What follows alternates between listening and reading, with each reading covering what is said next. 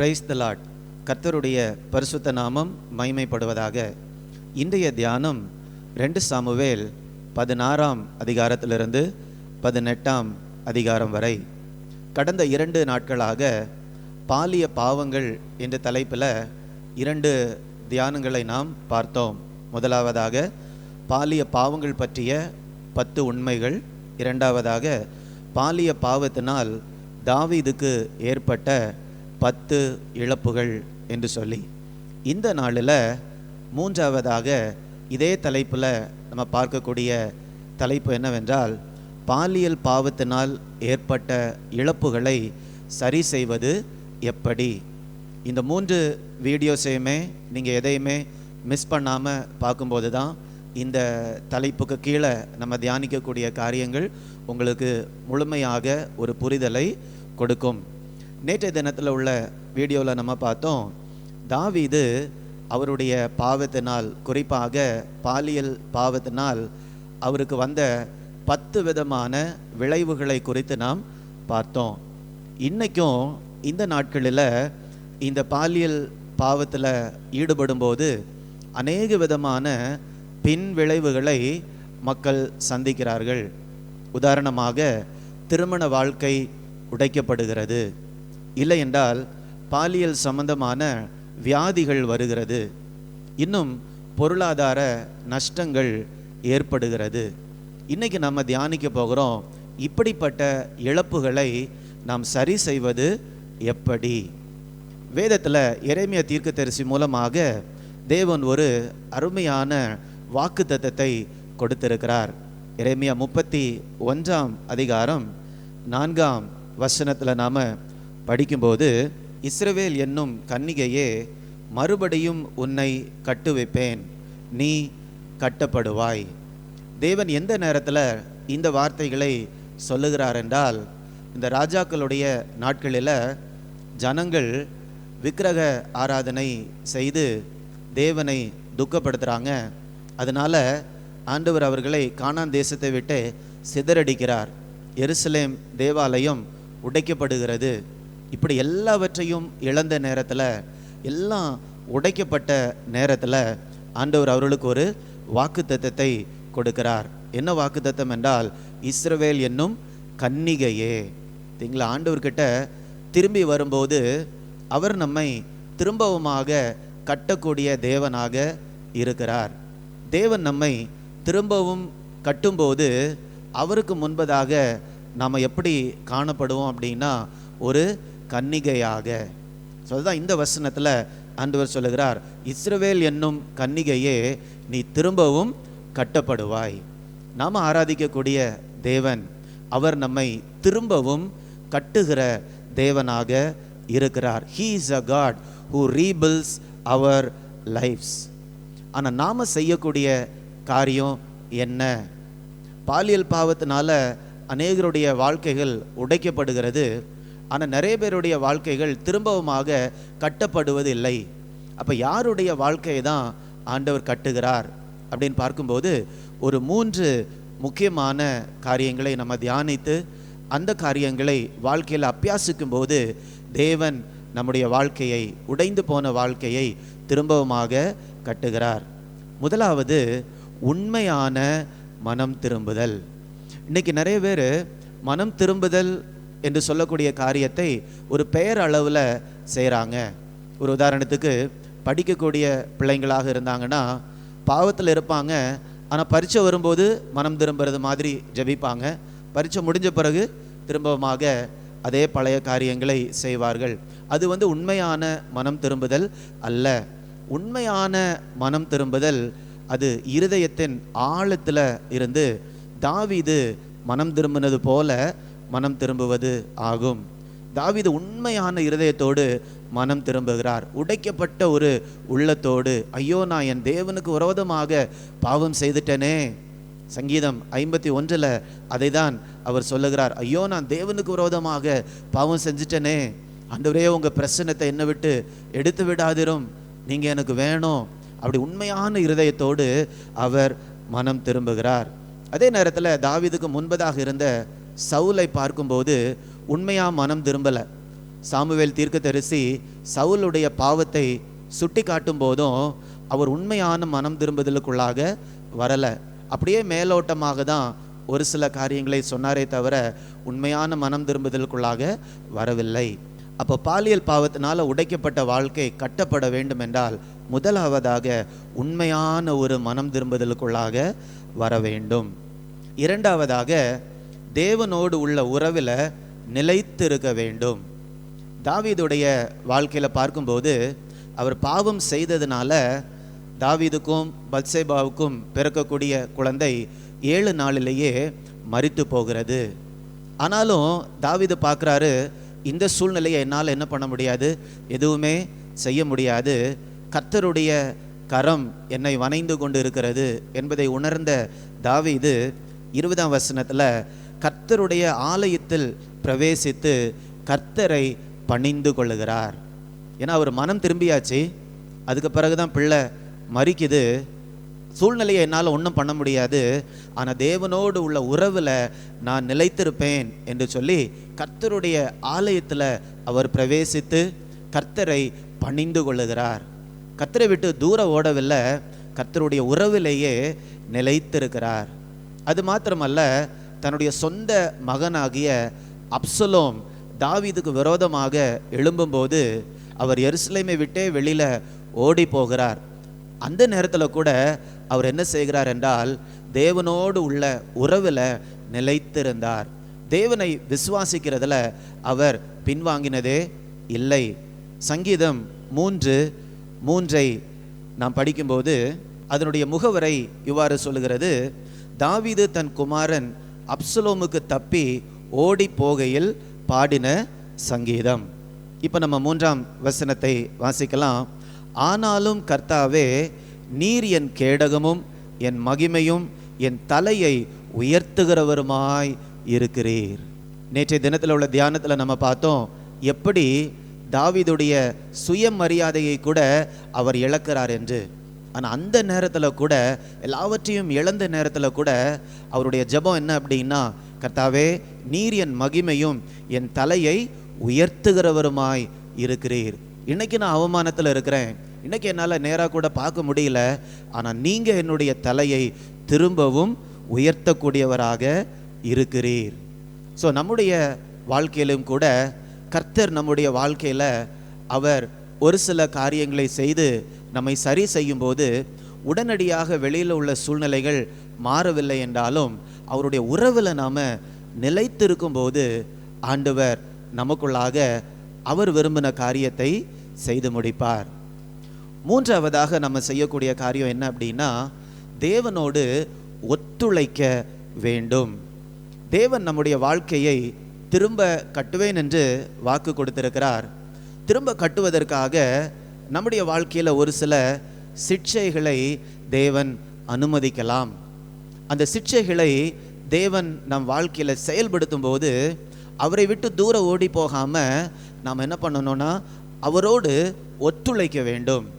புதிய ஏற்பாட்டு நாட்களில் நம்ம பார்க்குறோம், எபிரேயர் எழுதின நிருபம் 12ஆம் அதிகாரம் 5ஆம் வசனத்திலிருந்து 11ஆம் வசனம் வரைக்கும் நம்ம படிக்கும்போது கர்த்தர் தாம் நேசிக்கக்கூடிய பிள்ளைகளுடைய வாழ்க்கையில் எப்படி சிட்சைகளை அனுமதிக்கிறார் என்று நம்ம வாசிக்கிறோம். 5ஆம் வசனம், அன்றியும் என் மகனே, கர்த்தருடைய சிட்சையை அற்பமா எண்ணாதே, அவரால் கடிந்து கொள்ளப்படும் போது சோர்ந்து போகாதே. இப்படிப்பட்ட நேரத்தில் நம்ம என்ன பண்ணக்கூடாது, சோர்ந்து போகக்கூடாது. 6ஆம் வசனம், கர்த்தர் எவனிடத்தில் அன்பு கூறுகிறாரோ அவனை அவர் சிட்சித்து தாம் சேர்த்து கொள்ளுகிற எந்த மகனையும் தண்டிக்கிறார். 7ஆம் வசனத்தில் பார்க்கிறோம், நீங்கள் சிட்சையை சகிக்கிறவர்களாயிருந்தால். அப்போ ஆண்டவருடைய சிட்சையை என்ன பண்ணணுமா, சகிக்க வேண்டுமா. இப்படியே நம்ம 9ஆம் வசனம் படிக்கும்போது கர்த்தருக்கு அந்த நேரத்தில் அடங்கி நடக்க வேண்டுமா. இதை தொடர்ந்து நம்ம 10ஆம் வசனத்தில் படிக்கும்போது அவருடைய பரிசுத்தத்தில் நாம் பங்கு பெறும்படியாக நம்முடைய பிரயோஜனத்துக்காகவே அவர் நம்மை சிட்சிக்கிறாராமா. 11ஆம் வசனம், எந்த சிட்சையும் தற்காலத்தில் சந்தோஷமாய் காணாமல் துக்கமாய் காணும். ஸோ அப்போ கர்த்தர் நம்முடைய வாழ்க்கையை சீர்திருத்துவதற்கு ஒரு சில சிட்சைகளை அனுமதிக்கும் போது நம்ம அவரோடு கூட சேர்ந்து என்ன பண்ணணும், நம்ம ஒத்துழைக்க வேண்டும். தாவீது இந்த காரியத்தை மிக நேர்த்தியாக அவர் செய்தார். அவருடைய வாழ்க்கையில் இழப்புகளின் மத்தியிலையும் கஷ்டத்தின் நேரத்திலையும் கர்த்தருடைய கரம் அல்லது சிட்சிக்கக்கூடிய கரம் அவர் மேலே இருக்கும்போது அதை சரியாக அவர் கையாண்டு கர்த்தரோடு ஒத்துழைக்கிறதை நாம் பார்க்கிறோம். 2 சாமுவேல் 16ஆம் அதிகாரம் 5ஆம் வசனத்திலிருந்து நம்ம படிக்கும்போது இதில் ஒரு சின்ன சம்பவத்தை நாம் வாசிக்க முடியும். தாவீது எருசலேம் பட்டணத்தை விட்டு வெளியேறும்போது சிமேயி என்று சொல்லக்கூடிய ஒரு நபர் 5ஆம் வசனம் 16:5 தாவீதையும் அவனோடு கூட இருந்த மனுஷர்களையும் தூஷித்து கொண்டே நடந்து வந்தானாம். அதுக்கு அடுத்தது 6ஆம் வசனத்தில் தாவீதின் மேலும் தாவீது ராஜாவுடைய சகல ஊழியக்காரர்கள் மேலும் கற்களை எறிந்தான். அதுக்கு அடுத்த வசனத்தில் தகாத வார்த்தைகளை பேசினான். பேலியாளின் மனுஷனே தொலைந்து போ தொலைந்து போ அப்படின்னு சொல்கிறான். அப்போ பக்கத்தில் இருந்த தாவீதோடு கூட இருந்தவங்களாம் சொல்கிறாங்க, அவனை நாங்கள் என்ன பண்ணிடுறோம், ஒன்று பார்த்துடுறோம் அப்படின்னு சொன்ன உடனே தாவீது சொல்கிறாரு, அவனை ஒன்றும் செய்யாதுங்க. 10ஆம் வசனம், அவன் என்னை தூஷிக்கட்டும், தாவீதை தூஷிக்க வேண்டும் என்று கர்த்தர் அவனுக்கு சொன்னார், ஆகையால் ஏன் இப்படி செய்கிறாய் என்று கேட்கத்தக்கவன் யார்? அப்படியே நம்ம 11ஆம் வசனத்தினுடைய கடைசியில் பார்க்கும்போது அவன் தூஷிக்கட்டும், அப்படி செய்ய கர்த்தர் அவனுக்கு கட்டளையிட்டு இருக்கிறார். அதுக்கு அடுத்த வசனத்தில் தாவீது கர்த்தரை எப்படி நம்புகிறார் பாருங்களேன். அந்த சூழ்நிலையிலையும் ஒருவேளை கர்த்தர் என் சிறுமையை பார்த்து இந்த நாளில் அவன் நிந்தித்த நிந்தைக்கு பதிலாக எனக்கு நன்மையை சரி கட்டுவார் என்றான். பாருங்களேன், தாவீது ராஜா அந்த அப்சலோமுக்கு பயந்து அவர் வெளியில் ஓடும்போது சாதாரண ஜனங்களெல்லாம் என்ன பண்ண ஆரம்பிச்சிட்டாங்க, தூஷிக்க ஆரம்பிச்சிட்டாங்க. அந்த நேரத்தில் கூட தாவீது தன்னுடைய வலிமையை காட்டாதபடிக்கு கர்த்தருடைய கரம் இந்த சூழ்நிலையில் இருக்கிறது, கர்த்தர் என்னுடைய வாழ்க்கையில் அவர் என்னை திருத்தி கொண்டு இருக்கிறார் என்று சொல்லி கர்த்தருக்கு பணிந்து போகிறதை நாம் பார்க்கிறோம். ஸோ அதனால தான் நம்ம தொடர்ந்து படிக்கும்போது இந்த அப்சலோம் மரித்து போகிறார். அதை தொடர்ந்து திரும்பவும் தாவீது எருசலேமுக்கு வந்து திரும்பவும் ராஜாவானார். ஸோ பார்த்தீங்களா, ஆண்டவருடைய கரம் அவர் மேலே இருந்தது, சிட்சைகள் இருந்தது, கடினங்கள் இருந்தது. ஆனால் அந்த நேரத்தில் கர்த்தருக்கு விட்டு கொடுத்து கர்த்தரோடு ஒத்துழைச்சதுனால தாவீதை ஆண்டவர் திரும்பவுமாக ராஜாவாக்கினார். இதே இது நம்ம சவுலுடைய வாழ்க்கையில் பார்க்கும்போது சவுல் மனம் திரும்பலை, எந்த சூழ்நிலையிலையும் அதற்கு பின்பு ஆண்டவரை விசுவாசிக்கலை. அதனால் சவுலுடைய பரம்பரையில் யாருமே அதுக்கப்புறம் ராஜ்யபாரத்தை எடுக்கவில்லை. ஆனால் தாவீதுடைய வாழ்க்கையில் ஆண்டவரோடு ஒத்துழைச்சதுனால சோதனை நேரத்திலையும் தாவீது ஆண்டவரோடு இருந்த உறவை விட்டு விடாமல் இருந்ததுனால தாவீதுடைய வாழ்க்கையை திரும்பவும் தேவன் கட்டினார். அப்போ தாவீதுடைய முடிவு எப்படி இருந்துச்சு? வெற்றியாக இருந்ததா, தோல்வியாக இருந்ததா என்று நாம் பார்க்கும்போது அப்போஸ்தல நடபடிகள் 13ஆம் அதிகாரம் 36ஆம் வசனத்தில் தாவீதுடைய முழு வாழ்க்கையுமே ஒரே ஒரு வசனத்தில் சுருக்கி தெளிவாக ஆண்டவர் சொல்லியிருக்கிறதை நம்மால் பார்க்க முடியும். தாவீது தன் காலத்தில் தேவனுடைய சித்தத்தின்படி அவருக்கு ஊழியம் செய்த பின்பு நித்திரையடைந்தான். ஆங்கிலத்தில் படிக்கும்போது after serving God's purposes in his generation he died. அப்படின்னா அவனுடைய தலைமுறையில் தேவனுடைய சித்தத்தை செய்து முடித்த பின்பு அவன் மரித்து போனான். இப்போ இந்த ஒரு வசனத்தில் தாவீதுடைய முடிவு எப்படி இருந்தது என்பதை நம்மால் புரிந்து கொள்ள முடிகிறது. தாவீதுடைய வாழ்க்கையில் ஏற்ற தாழ்வுகள் இருந்தன. பாவத்தில் விழுந்தார், அதன் பின்பு அதன் மூலமாக அநேக இழப்புகள். ஆனால் இழப்புகளின் மத்தியிலும் போராட்டங்களின் மத்தியிலும் வீழ்ச்சியின் மத்தியிலும் ஆண்டவரோடு இருந்த உறவை மட்டும் அவர் என்ன பண்ணலை, விடவே இல்லை. அதனால் ஆண்டவர் அதை கனப்படுத்தி தாவீதுடைய வாழ்க்கையை திரும்பவும் கட்டினார். தாவீதுடைய வாழ்நாளில் தாவீது தேவனுடைய சித்தத்தை செய்து முடித்தான். எவ்வளவு நம்பிக்கையை கொடுக்கக்கூடிய வார்த்தையாக இருக்கிறது பார்த்தீங்களா? அநேக இழப்புகள் இருந்தது உண்மைதான். ஆனாலும் இழப்புகளின் மத்தியில் ஆண்டவரை சார்ந்து வாழ்ந்தபடியால் தேவ நோக்கத்தை முழுமையாக நிறைவேற்றி முடித்தான் என்று வேதம் சொல்லுகிறது. இந்த நாளிலும் கூட பாவத்தினால வாழ்க்கை உடைக்கப்பட்டிருக்கிறதா? அல்லது குறிப்பாக இந்த நாட்களில் நம்ம தியானிக்கிற போல பாலியல் பாவத்தினால வாழ்க்கையில் உடைக்கப்பட்டிருக்கிறதா?